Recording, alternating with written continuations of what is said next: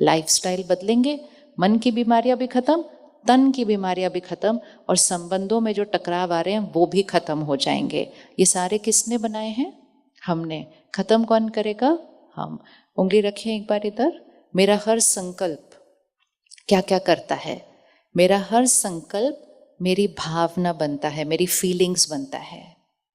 तो mental health मतलब मानसिक रोग कहाँ से हो रहे? मेरे सोचने के तरीके से। फिर मेरे हर संकल्प की जो वाइब्रेशन है वो मेरे शरीर को पहुंचते हैं। एक एक सोच, मैंने अभी अभी सोचा इसने ऐसा क्यों किया, मेरे शरीर पर पहुंचेगा। इसको ऐसा नहीं करना चाहिए था, मेरे शरीर पर पहुंचेगा। एक भी सोच यहाँ हो नहीं सकती जिसकी वाइब्रेशन मेरे तन के हर सेल पर नहीं पहुंच रही है। तो जब डॉक्टर कहते हैं कि कम उम्र में हार्ट अटैक होना, कैंसर इतना ज़्यादा फैल जाना, डायबिटीज़ तो घर घर पहुंच जाना, तो डॉक्टर कहते हैं लाइफस्टाइल डिजीज़ है, ये जीवन शैली की बीमारी है। तो हम फटाफट अपना खाना पीना सोना इसको ठीक कर लेते हैं, फिर भी बीमारी नहीं खत्म हो रही, क्योंकि बीमारी सिर्फ खाने पीने सोने से नहीं, हमारे सोचने के तरीके से है। यहाँ ठीक है, तन को स्वस्थ रखना है तो कहाँ शुरू करना पड़ेगा? हम इसका ध्यान रखते हैं, अच्छा खाना खिलाते हैं, एक्सरसाइज करते हैं, योगा करते हैं, प्राणायाम करते हैं, वॉक, बहुत इंपॉर्टेंट। इसको नहीं ठीक किया तो भी ये ठीक नहीं चल रहा है, क्योंकि यहाँ की सोच, किस किस को दूसरों की वाइब्रेशन फील हो जाती है, इनकी वाइब्रेशन अच्छी नहीं है, इनकी अच्छी है, किसको फील होती है? होती है ना। तो वो यहाँ बैठे हुए हैं और आपको फिर भी उनकी वाइब्रेशन फील हो रही है, क्योंकि वो ऊर्जा है, वो एनर्जी है, वो पहुँचती है। तो मेरी वाइब्रेशन सबसे पहले मेरे शरीर को पहुँचती है। तो अगर मैंने अपनी सोच को नहीं बदला, मैं अपने शरीर को स्वस्थ नहीं बना सकती। कुछ ऐसे डॉक्टर्स हैं देश में जो इस पे रिसर्च कर रहे हैं कि जब उनके पास कोई बीमारी लेकर आता है, खास कर कैंसर इस समय क्योंकि बहुत ज़्यादा बड़ा है, तो वो उनसे पूछते हैं कि आपके जीवन में कोई प्रॉब्लम आई थी? तो उन्होंने कहा मेजॉरिटी केसेस में सभी ने कहा हाँ, और वो प्रॉब्लम 2-3 साल के अंदर आई हुई बात होती है। इसका मतलब, हाथ करें ऐसे, प्रॉब्लम आती है हमारी लाइफ में, कैसे आती है? ऐसे। प्रॉब्लम मतलब कोई फेलियर, कोई रिश्ता टूट गया, परिवार कोई सदस्य खो गया, प्रॉब्लम ऐसे आती है। प्रॉब्लम से बीमारी नहीं बन रही, प्रॉब्लम के बारे में मेरा सोचने का तरीका। प्रॉब्लम से बीमारी नहीं आ रही है, प्रॉब्लम के बारे में सोचने का मेरा तरीका। अगर 1 मिनट सोचा, 1 घंटा सोचा, कुछ नहीं होगा, लेकिन अगर कई दिनों से वैसा सोचने का तरीका रहा तो फिर वो प्रॉब्लम के बारे में मेरी सोच जा रही है मेरे शरीर में। क्लॉट पहले यहाँ बनता है, फिर यहाँ बनता है, ब्लॉकेज पहले यहाँ आती है, फिर यहाँ आती है, ट्यूमर पहले यहाँ बनेगा, फिर यहाँ आएगा, यहाँ नहीं आएगा सीधा। कुछ यहाँ पकड़ के रखा, 2 साल हो गए यहाँ पकड़ के रखा, क्लॉट यहाँ बन गया, ब्लॉकेज यहाँ बन गई, फिर यहाँ बनती है, फिर हम डॉक्टर के पास जाते हैं, वो यहाँ से उसको निकाल देते हैं, और फिर वो एक बात करते हैं, ध्यान रखना नहीं तो हम फिर से मिलेंगे। फिर हम फटाफट अपना खाना चेंज करते हैं, एक्सरसाइज चेंज करते हैं, सब करते हैं, लेकिन यहाँ के क्लॉट को साफ नहीं करते हैं। तो वो वाइब्रेशन फिर इधर पहुँचती रहती है, इधर पहुँचती रहती है, 4-5 साल बाद वो क्लॉट फिर से बन जाता है, वो यहाँ से है। तो मेरी सोच मेरा स्वास्थ्य बनाती है, और हम सबको अच्छा स्वास्थ्य चाहिए ना, अचानक हमने बहुत देखा है इस 4-5 साल के अंदर। तो मेरे संकल्प से मानसिक स्वास्थ्य, मेरे संकल्प से तन का स्वास्थ्य, मेरा हर संकल्प में जिसके बारे में सोचती हूँ मेरी वाइब्रेशन उस तक पहुँचती है। मेरे रिश्ते मेरी सोच से बनते हैं। 30-40 साल पहले जाओ, रिश्ते बहुत सहज होते थे, कोई घर आता था खिचड़ी खाते थे, हंसते खेलते रहते थे। एक एक घर में 10-10 लोग रहते थे, एक एक कमरे में 2-3 लोग रहते थे, फिर भी कहते थे बहुत जगह है, आ जाओ आ जाओ। आज एक एक कमरा है सबके पास, कोई आता है तो इतनी मेहमान नवाजी करते हैं, 10 चीजें भी बनाते हैं, सौगात भी देते हैं, सब कुछ करते हैं, इतनी मेहनत करते हैं रिश्तों पर, फिर भी रिश्ते इतने नाजुक हो गए, एक गलत वर्ड और सब बिखर जाता है। 30-40 साल पहले कितना डिवोर्स था भारत के अंदर? कितना था? पहले तो होता ही नहीं था, और अगर होता था तो कोई किसी को बताता नहीं था क्योंकि वो स्टिग्मा था। आजकल लोग अपने सोशल मीडिया पे डालते हैं वी सेपरेटेड। ये भारत की संस्कृति नहीं है। ये सब चीजें पिछले 30 साल के अंदर की हुई हैं और इसलिए इनको बदलना बहुत आसान है। तो क्या हम बोल रहे हैं रिश्ते में, क्या हम व्यवहार कर रहे हैं, सिर्फ उससे रिश्ता नहीं बनता। मैं आपके बारे में कैसा सोच रही हूं उससे रिश्ता बनता है। हम में से किस किस को आता है सोचना कुछ और बोलना कुछ और? सोचना कुछ और बोलना कुछ और। मतलब अभी अभी इनसे मिले, इनके बारे में सोच कुछ और रहे हैं, बोल कुछ और रहे हैं। आता है? किस किस को आता है ये करना?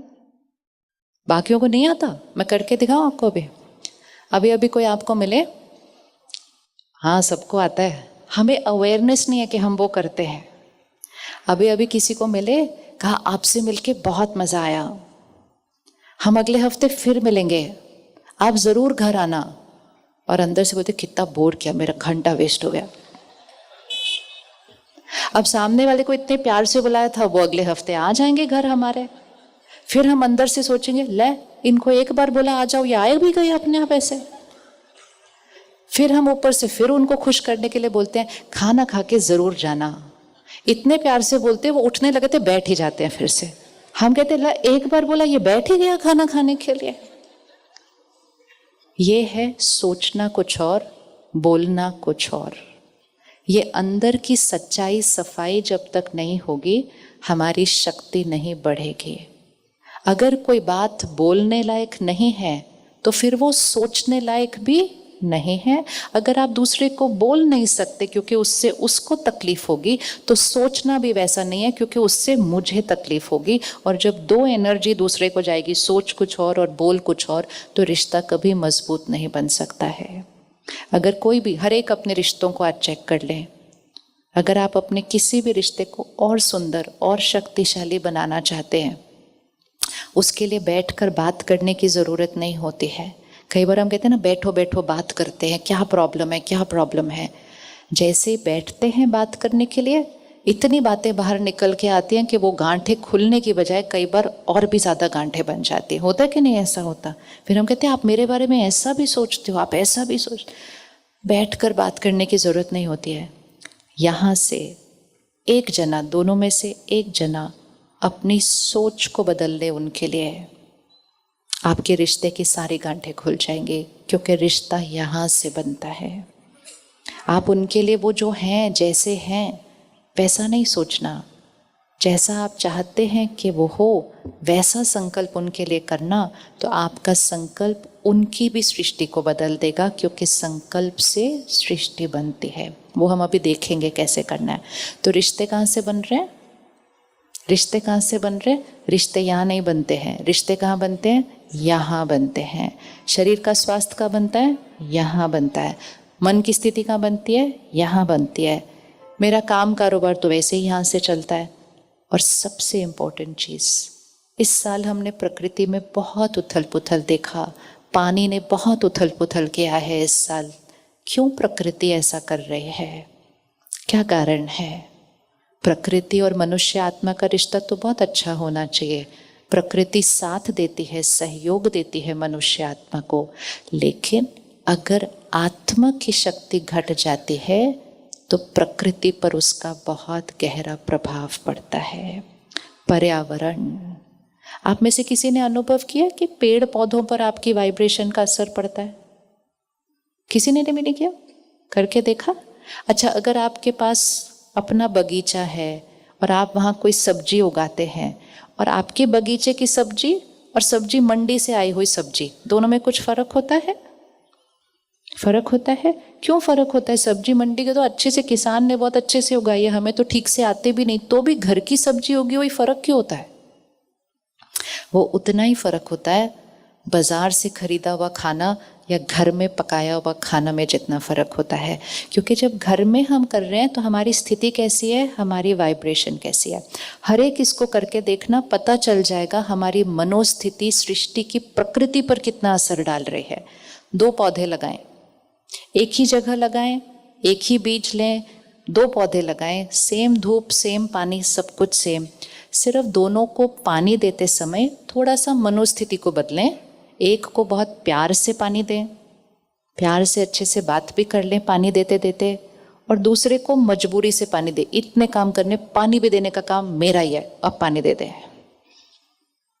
इसको प्यार से पानी दे, इसको मजबूरी से पानी दे, और 2 हफ्ते के अंदर दोनों पौधों पर रिजल्ट देखे कि क्या होता है। सिर्फ पानी देना है नहीं, कैसे पानी दे रहे हैं, किस मनोस्थिति में पानी दे रहे हैं। हमने अपने जीवन में क्या कहा, मैंने ये भी काम कर लिया, मैंने ये भी कर लिया, मैंने बच्चों को भी पाल लिया। सिर्फ किया वो इम्पोर्टेंट नहीं है, किस मनोस्थिति में किया वो इम्पोर्टेंट है।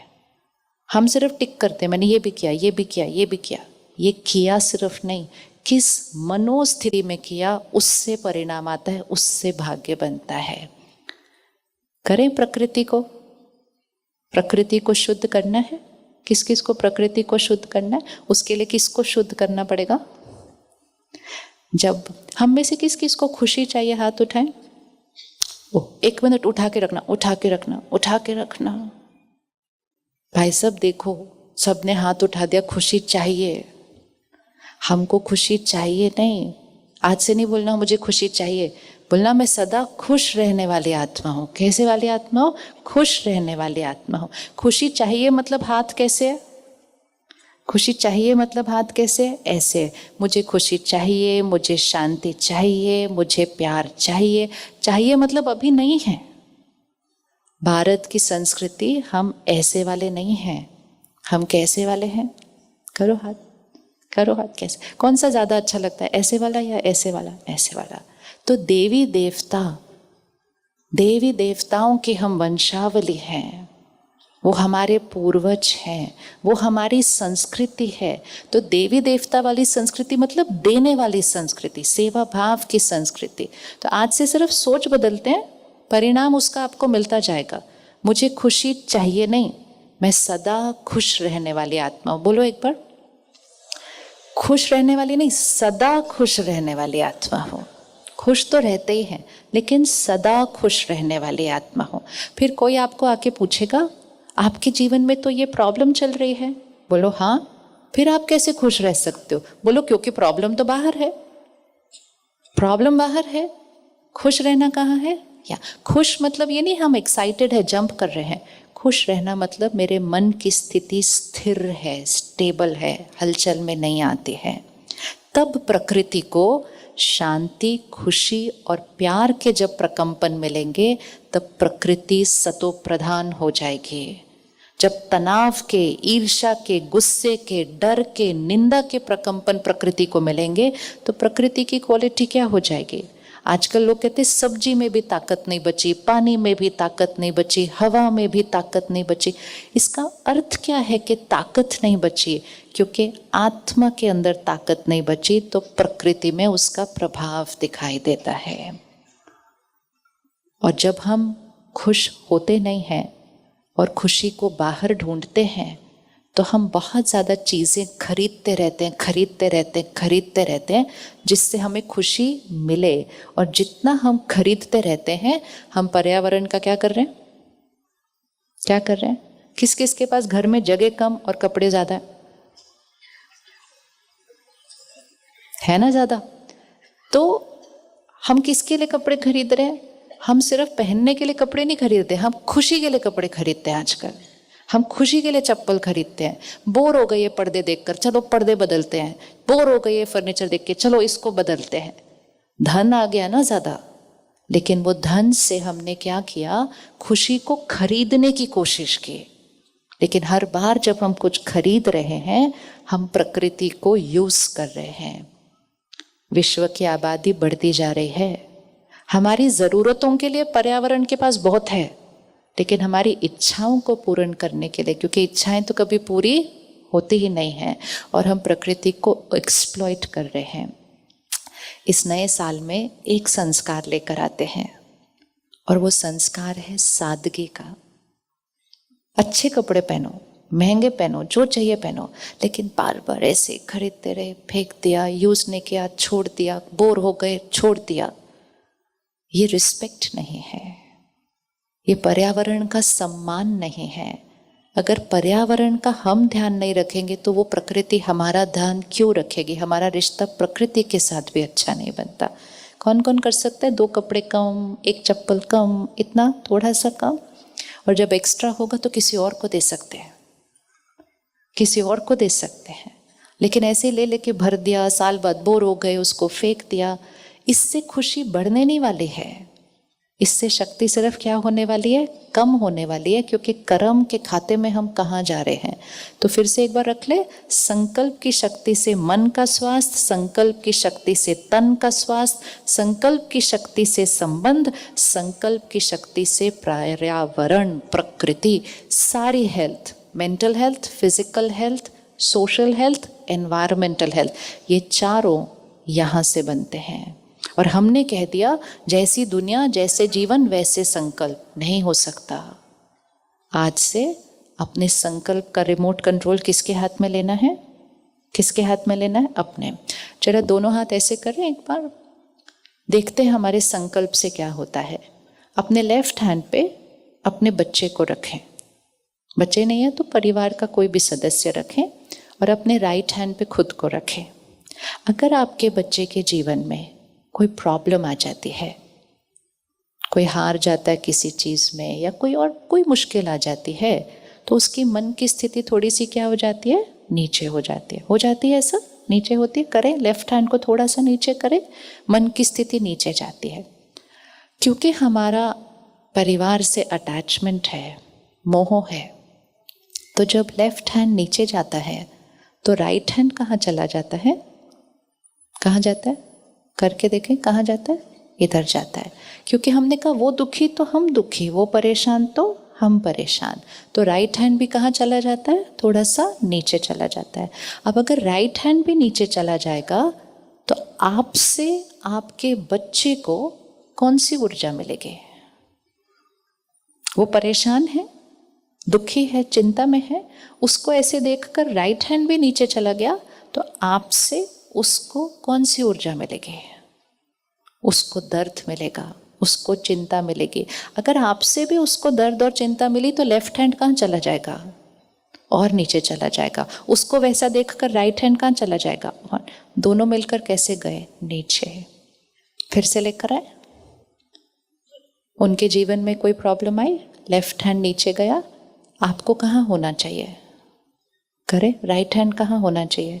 करे करे करे करे करे करे करे करे करे, कितना ऊपर, कितना ऊपर? इतना ऊपर, इतना ऊपर, इतना ऊपर, इतना ऊपर, इतना ऊपर। कर लो, कर लेंगे तो यहाँ फोटो छपेगी। क्यों यहाँ होना चाहिए? मतलब उनकी स्थिति अगर डाउन जाए तो हमारी स्थिति कहाँ होनी चाहिए? बहुत ऊपर होनी चाहिए। तब आपसे उनको शक्ति मिलेगी और उनकी स्थिति भी कहाँ हो जाएगी? ऊपर। इस समय हर घर में, हर घर में नहीं, ताली आप तब बजाना जब आप करेंगे। हर घर में एक जना चाहिए जो यहाँ होना चाहिए। 30 साल पहले जब हम बड़े हो रहे थे तब कहते थे हर घर में एक कमाने वाला होना चाहिए। अगर उस कमाने वाले को कुछ हो जाता था ना तो लोग कहते थे ये घर कैसे चलेगा, कमाने वाला ही ठीक नहीं है, बीमार हो गया या चला गया। इस समय हर घर में सब पैसे कमा रहे हैं। इस समय हर घर में एक शक्ति कमाने वाला चाहिए। अगर घर में कोई भी बात आ जाए, घर में एक होना चाहिए जो इतना शक्तिशाली है, जो पूरे परिवार को जोड़कर समेटकर उस समस्या को सहजता से क्रॉस कर लेगा। उसको कहेंगे उस घर का शक्ति स्तंभ। कौन बनेगा अपने घर का शक्ति स्तंभ? बनना है। 2026 में अगर हमने ये नहीं किया तो अगर हम आज इधर हैं तो 2026 में हम स्थिति में, बाहर की प्रगति में तो हम बहुत ऊपर जाने वाले हैं, लेकिन स्थिति में अगर हम खुद को ऊपर नहीं लेके गए तो स्थिति में हम 2026 में और नीचे आ जाएंगे, 2027 में हम और नीचे आ जाएंगे।